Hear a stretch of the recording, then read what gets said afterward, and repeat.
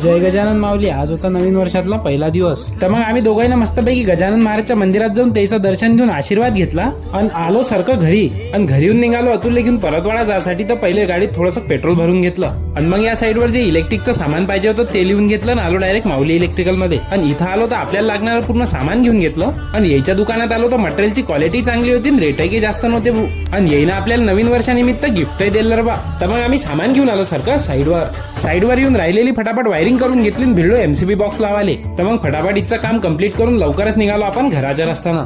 काऊन की नवीन वर्षानिमित्त अश्विनीला आपल्याला जायचं होतं वाघा मातावर. आणि इथं आलो तर एवढी गर्दी होती बा, तरी आम्ही मस्तपैकी फटाफट दर्शन करून घेतले. आणि मग तिच्या गार्डन मध्ये थोडासा फोटो सेशन झाला आणि आलो डायरेक्ट इथं. आणि इथे येऊन मस्तपैकी नाश्ता केला आणि लवकरच आपल्याला निघा लागला राजो खराच्या रस्त्यानं. काऊन की आपली 4 तारखेला शेगावले पायदळ वारी जाणार आहे. त्याची होती आज मंडीत मीटिंग. आणि आता तुम्हाला 4-5 दिवस शेगावच्या पैदल वारीचे मस्त ब्लॉग पाहायला भेटतील. म्हणून आपल्याला लवकरात लवकर